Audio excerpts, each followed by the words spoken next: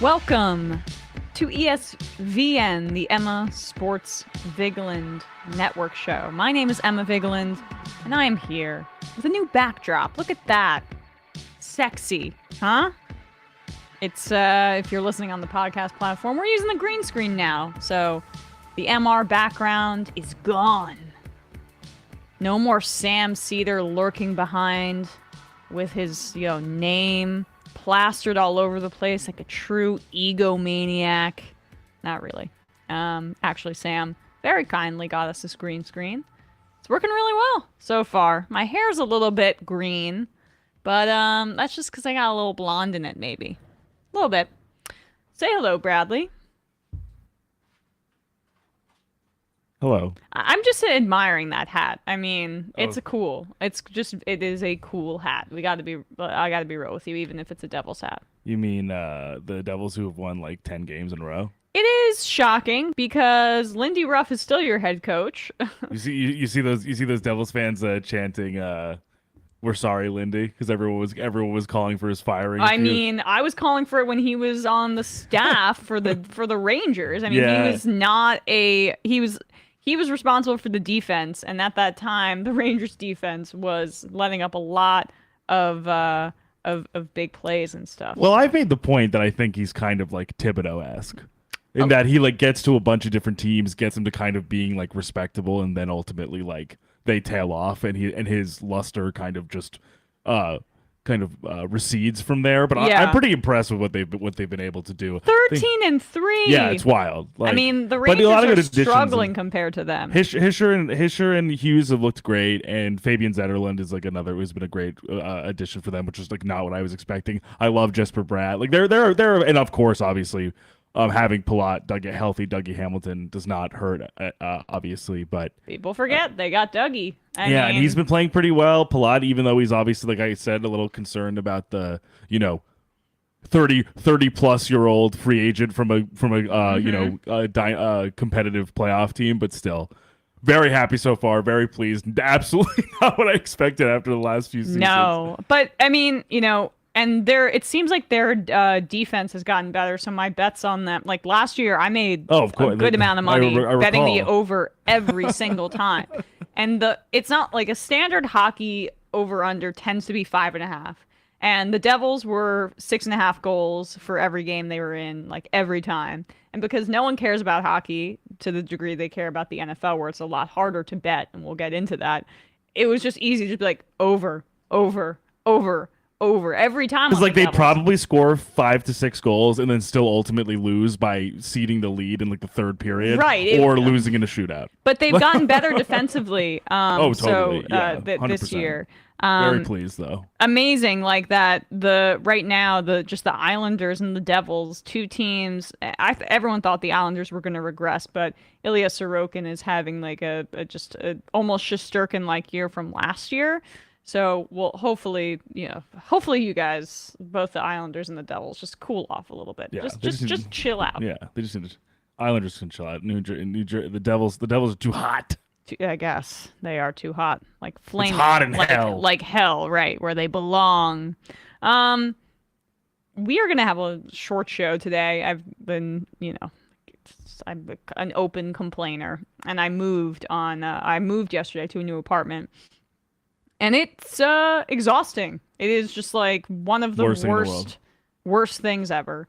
And I have to go home to a home filled with boxes and begin to unpack them. So we're just going to do some picks, huh? We're just going to get right into it. Favorite How about part of the that? week. Yeah, well, for you, that it's the makes winner's sense. circle. Right. I went 1-2 last week, and Bradley went 2-1. Should we do our intro? Lost. Yeah. Oh, we should. Should we do our intro? We should. Thank you to Dan from the internet. Before we do a little recap here. Stuff. Yes, thank you, Dan, our good friend Dan from the internet. Let's go. ESVN. Stone cold lock of the century. All week. Our locks, baby. We can't because it's in our it's in OBS. Like we can't hear it, but it's even funny for me to see it on mute for Just the our 5 faces, yeah. just crashing into each other. It's Well, the high drama. It's of the a picks. clash of the Titans, really. Maybe Absolutely. a preview about who I'm Ooh, selecting. good one. But not a Titan. I am not a Titan. I do not deserve said title yet because my gambling, my 3 picks. I mean, I've not had a bad year like in my personal life with my little bets, but in this competition, it's just Bradley can't stop winning. He finally lost. He lost 1 game, but he's lost 1 game in 4 weeks. 3 weeks. 3 weeks? Whatever. I don't even know. Three. So 1 game. No, because didn't you go 3-0, 3-0, then push twice, then went 2-1 last week? I don't even know. Either way, this dude is just like on fire right now. And so these are our picks from last week. I felt quite burned about that Bears one because they seemed to control the whole game.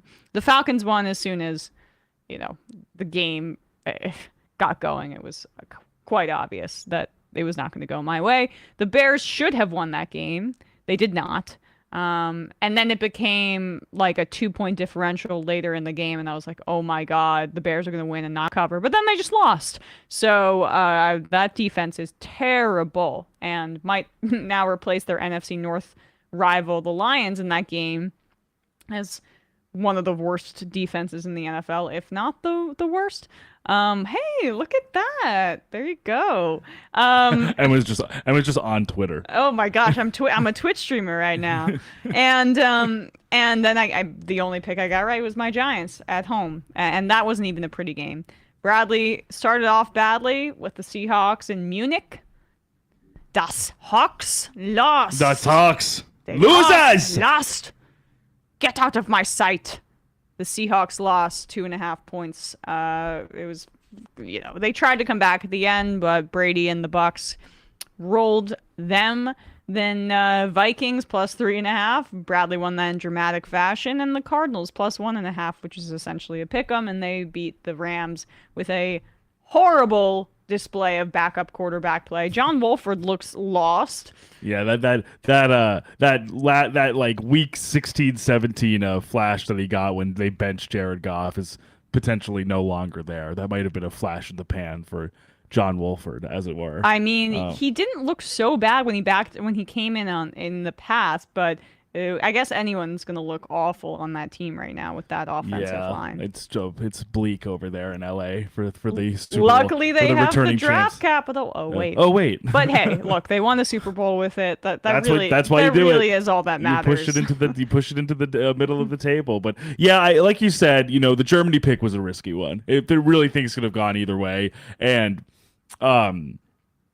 the Bucks played well enough to win that game, and the Seahawks defense didn't look as good as it had in the last few weeks. So it's kind of understandable. And like you said, weird vibes, European game in a soccer stadium. So I could understand if I was going to lose any of those. I was actually almost weirdly more confident in Vikings Bills than I was this game. Yeah, I that was the one I felt less confident about with yours as well. I think I said it at the time. So. All right, let's just get into what we have for this week. I'm going back to the well with Thursday Night Football, baby. The Titans keep this stuff close. Titans plus 3.5. I got to do it. I mean, the Packers, yes, they had a really good win and a much needed win after losing 5 straight. They were able to defeat the Cowboys in overtime, but that's an overtime game. It's a short week.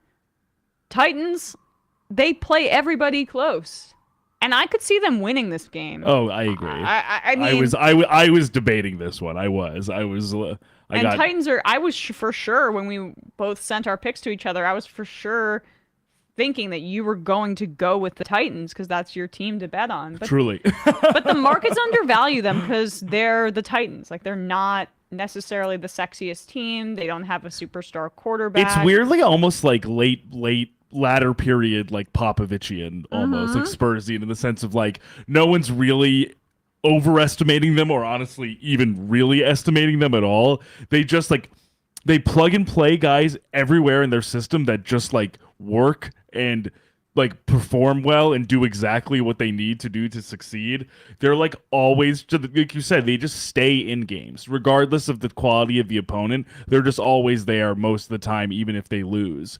I mean, you had frickin' Nick Westbrook-Akine go for 2 touchdowns and over 100 yards yesterday, like his best game of his career. And it's like guys on that team can just like Not do yesterday, that. you mean last Oh, sorry, week. yesterday, Yeah. Sunday. Excuse me. I don't know what day it is.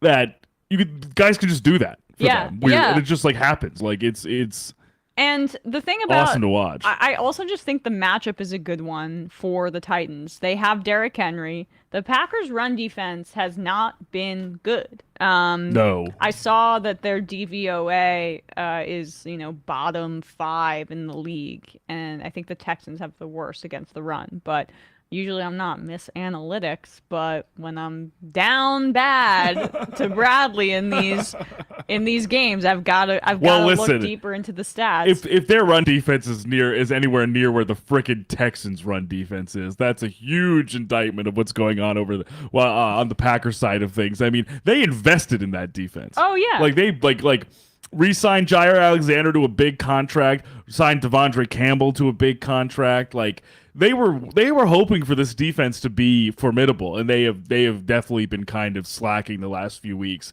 and really not been living up to that whatsoever. And that could, it just right. So anyway, I just think the matchup's really bad for the for the Titans. I mean, for the Packers, and emotional wins. I like teams on short weeks coming off emotional wins like that.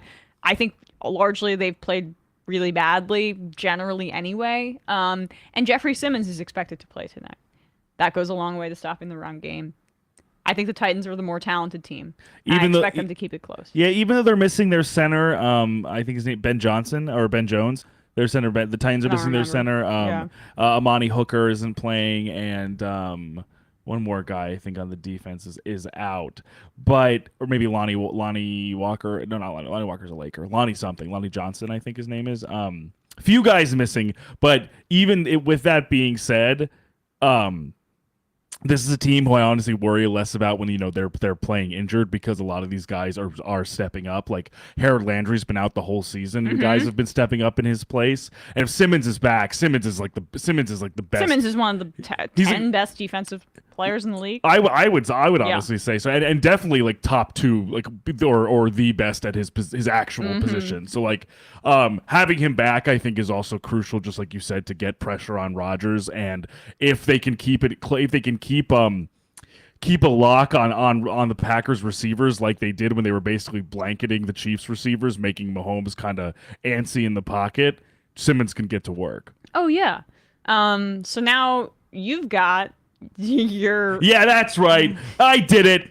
I'm taking the Jets plus 3.5 over the Patriots in Foxborough. This is the time. We are crossing the Rubicon. The paradigm is shifting, and the Jets are going to beat the Patriots in Foxborough. I can't keep up with your schizophrenia about this. Well, listen, now that they've beaten the Dolphins and that they've beaten the Bills, the only way for me to actually, it's not only the team crossing the Rubicon, it's me crossing the Rubicon personally. The Kool-Aid will have been drunk if I hit on this bet. Yeah, I mean, and if they don't, it's the same old Jets, and I'm never doing it ever again. It sounds like you definitely have at least dipped your tongue into the Kool-Aid. Yikes. I have to do it. This is the only way that I'll believe in this team. How is this possible? I mean, come on, Bradley, really? You really think they're gonna?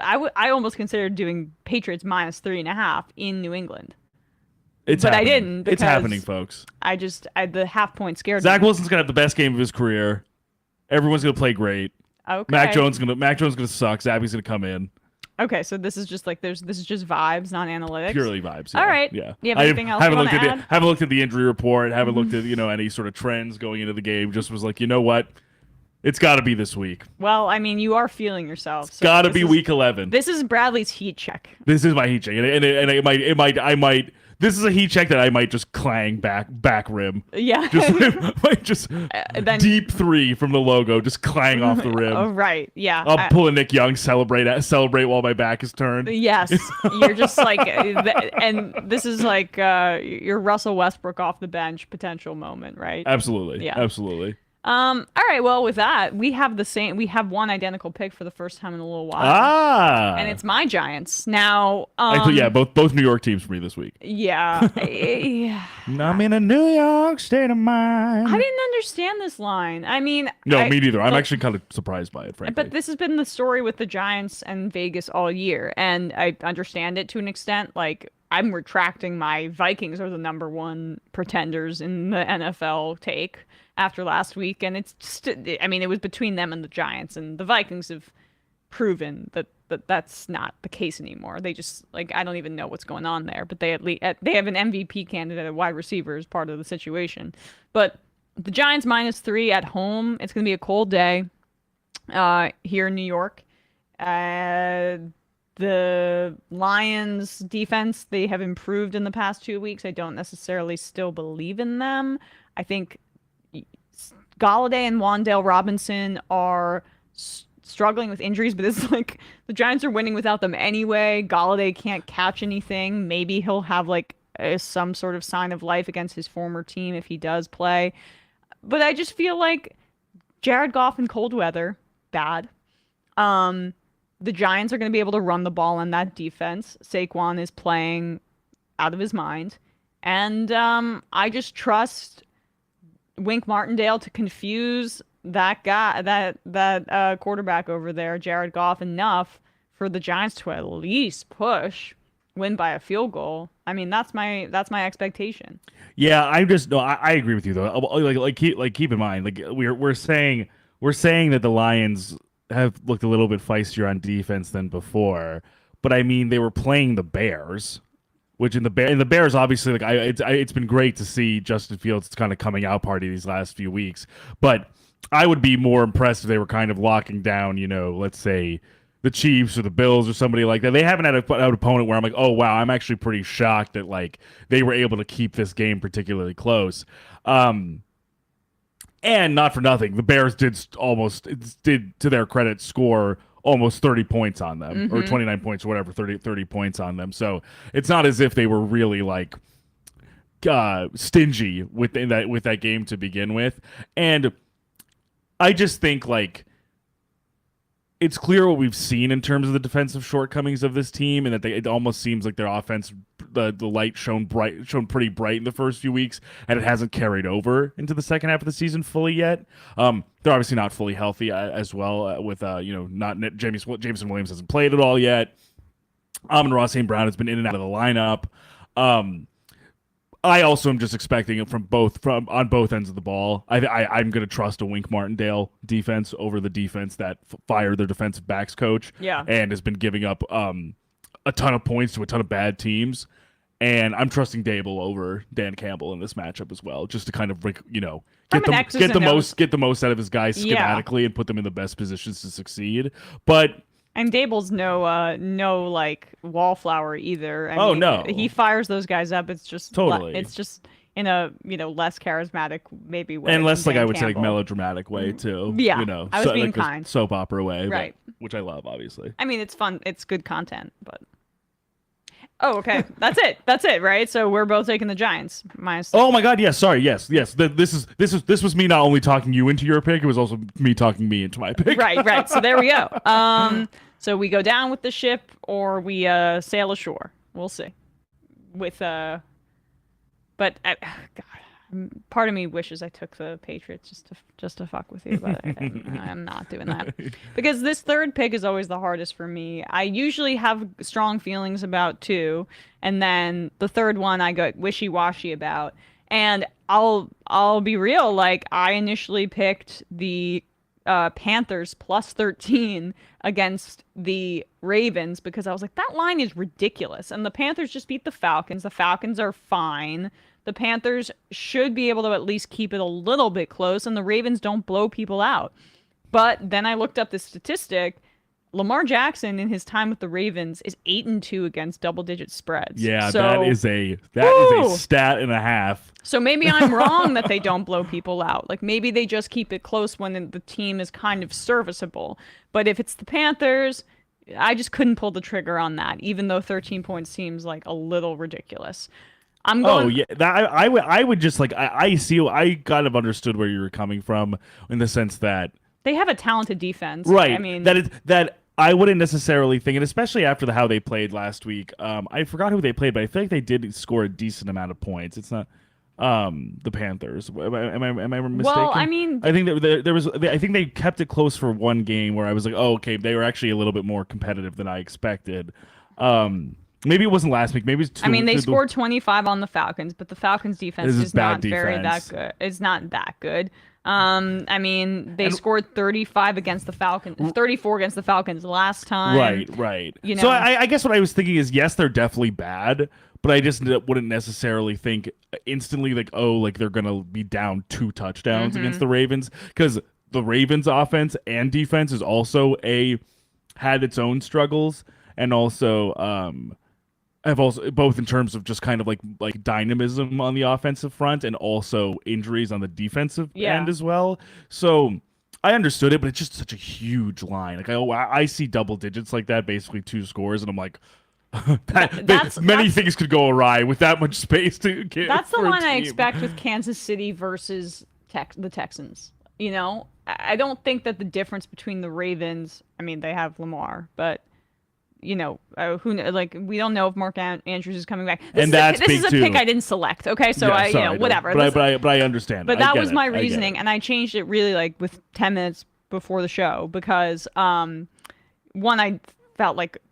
that game might have given me a heart attack, just being like, Panthers, keep it close, please. Yeah. And wearing your DJ Moore jersey. Yeah, just like dark times. So I decided to go with the Eagles here, and I still feel fairly decent about this.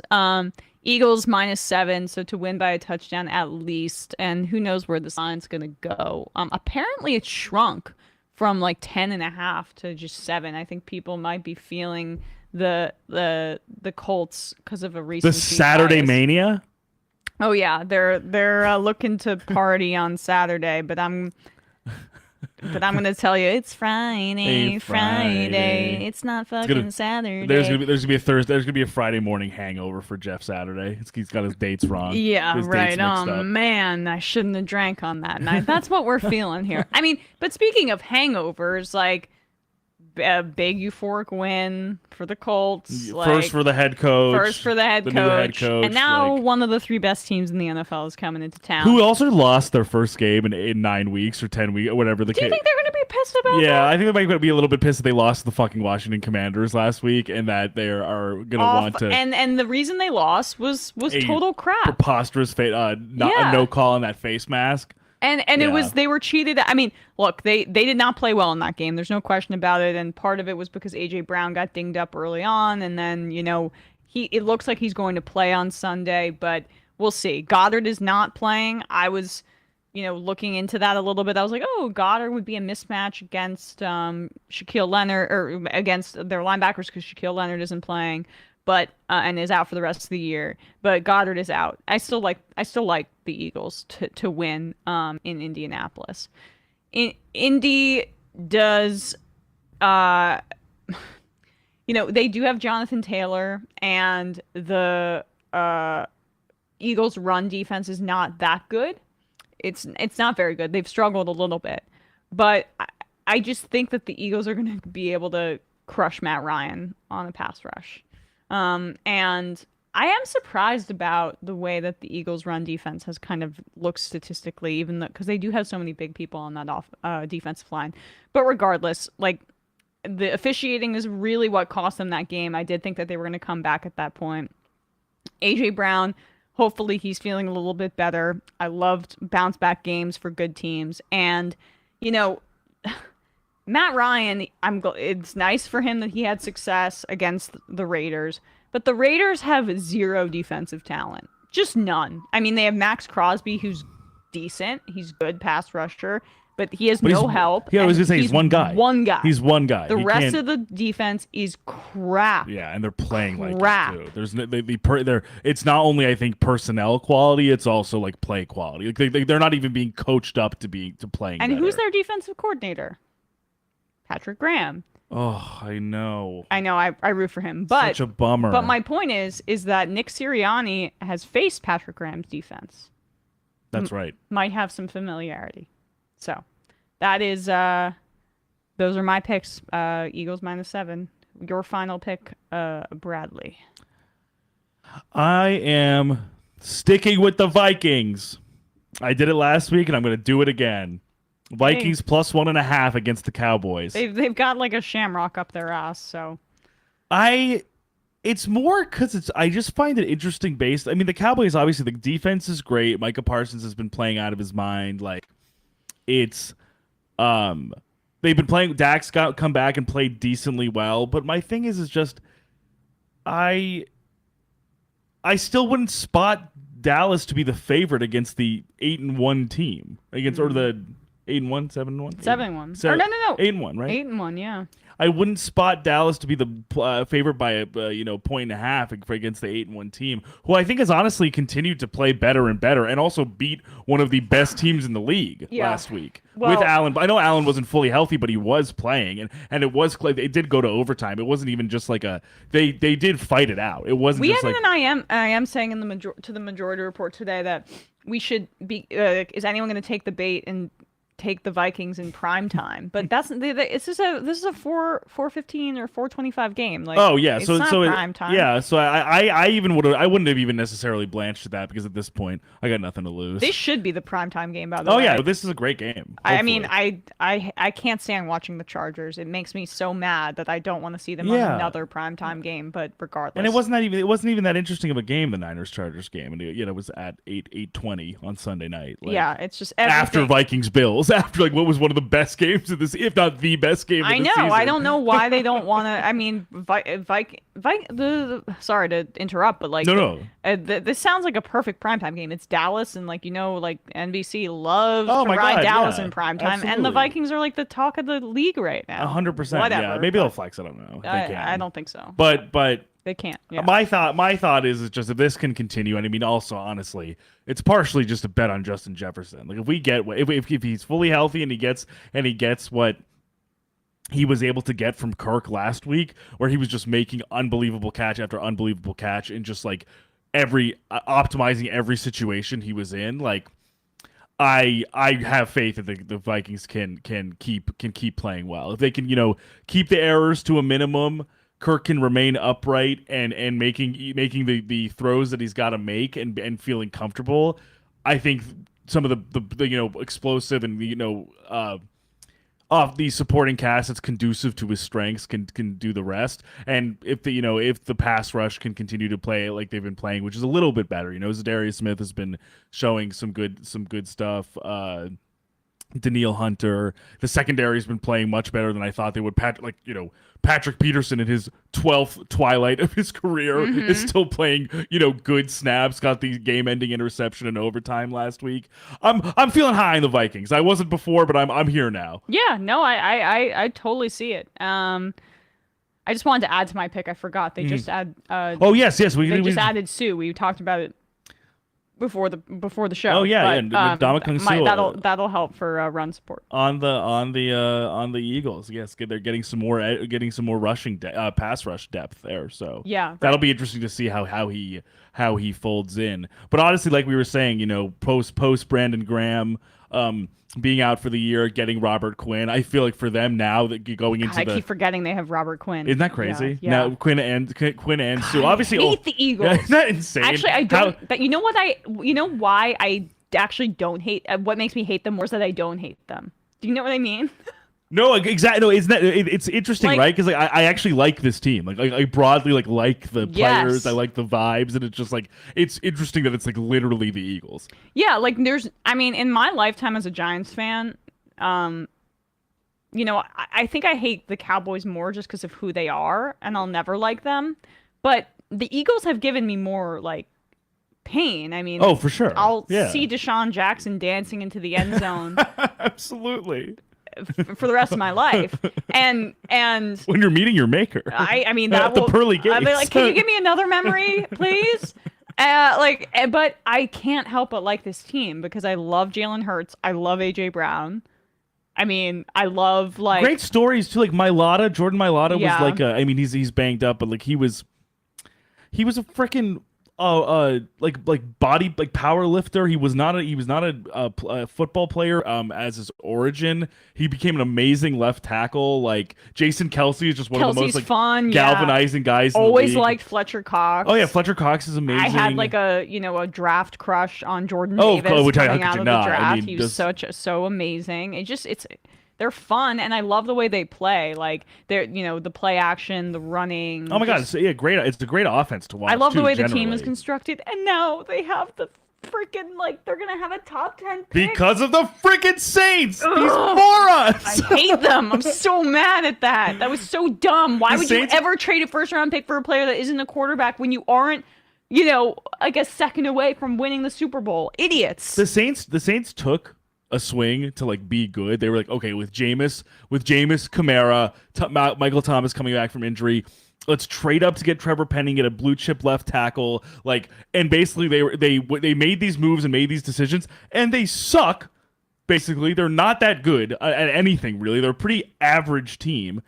And it doesn't even behoove them to be average because no matter what, exactly. now that they're underperforming and they're doing worse, their pick is better for the Eagles. For the best for what you could argue is the best team in the league. The team building, the strategy, the contrast between the Eagles and the Saints. Just think about that. So wild. And also, on top of all of this, they somehow, some way, even after Drew Brees is gone, they are still in salary cap hell. I know. It's not even as if they have a ton of money to spend in free agency after all of this. So not only are they hamstrung in the draft, they're hamstrung for what they can spend. And the team's not even that good. I know. For me, it's like, even though they're definitely not one of the worst teams in the league, their situation just to me seems like intractable. Well, it just feels like if I were them, I feel trapped. Either be the Texans and be awful, be like a basically unfieldable team. Yeah, or the Lions process has been really good, right? I mean, Lions, for sure. Build in the trenches. Yeah. Try and develop something even though the wins aren't there. And know that you'll still have a draft position. Jameson Williams will make his debut at some point. Like, they have reasons to be hopeful despite their record. I don't know. I don't have a whole lot of reasons to be hopeful for the Saints right now. Yeah, it is just a maddening process. And the reason I'm mad about it more than, is just because you just gifted that to the Saints. Just gifted that. Can you imagine if they take the Alabama pass rusher? If they take Will Anderson, the Eagles? Yeah. Just like adding a bazooka to a tank. I mean, I'm about to I'm checking Tankathon right now, and sorry, I mean we're this is a bit of an aside, but no, it's interesting to think about. I mean, right now, the Eagles have the 4th overall pick. 4th. It's the Texans. It's the That's Raiders. Insane. It's the Panthers, it's the Eagles and then the Jaguars, Bears, then the the Seahawks from the Broncos, and then the Lions from the Rams, which is higher than their current actual pick at 11th overall, but they can package those 2 picks to move up if they want.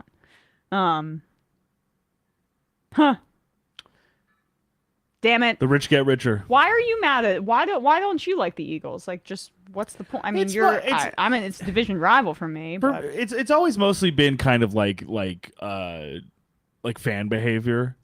But more than anything, which is also like obviously it's with and your Mets fandom to the Phillies kind of situation, right? And exactly like Philly, like New York Philly, I think is just in a lot of different ways. There's like some sort of like crosstown rivalry, sort of, not really for any sort of like Jets centric reason, but also me complaining about fan behavior. Just like find me at MetLife on any given Sunday, and I think you'll say he without sin let he without sin cast the first stone. So I've gotten over that, and especially after the Foles Super Bowl run, I was like really in on the Eagles then, because I was just like, backup quarterback, crazy situation, beating Brady like in the Super Bowl was and Kelsey afterwards dressed as like a sultan, like screaming at the crowd. I was just like, it's a good vibe. I that was difficult for me because I was rooting for the Patriots in that Super Bowl because I had to, but I was like, you guys know how I am with Brady. Well, right. It's like that's tough. It's like that's a rock and a hard place. Brady and the Eagles. Yeah, like, it felt in both conferences. It felt like, have you ever gone to a lake and jumped off a cliff, and that people do it all the time and everyone's gonna be fine, but you have to force your body you'd to be like, do it. I'm okay. I can plummet off this rock into the water. Or jumped off. Die. Right. That's how it felt for me rooting for the Patriots in that Super Bowl. 100%. Yeah, no, it makes sense. Anyway, that is those are our picks for the week. Do we want to do a score? Would we like to do a score projection for tonight for Packers Titans? I like, as a prop bet, I'll say as an aside, what if the under for Aaron Rodgers' passing yards are? I'd imagine it's like around 250. I would like the under. That's something that intrigues me. But let me think about a score. I'm gonna go over under is 41, by the way, just so you know. That's a pretty low one. I'm gonna go 21-17 Titans. That's almost seems like too high. But I'm going to take the Titans straight up. If I think that they can cover the spread, I think that they can. 21-17 Titans. Let's say 21-20 Packers. All right. But you still think that the Titans cover there? I think they cover, and maybe like it's a Mason Crosby chip shot for the Packers to win at the end of the game. Yeah, he's been kind of bad recently, but had that one overtime, right? The one overtime kick. Yeah. Maybe he's getting his groove back. He's weird like that though. Sometimes I'm like, there are times where I'm like Mason Crosby's the best kicker in the league, and there are times where I'm like, he's actually the worst kicker in the league. Yeah, no. But that I feel like that sentiment is a little outdated. Like we were having that conversation. Oh yeah, like years ago. A few years ago. Now it's obvious it's Justin Tucker. Oh yeah. It's been right. That's like. And probably the greatest of all time. And the sauce is permanent. Yeah. With Tucker. Yeah.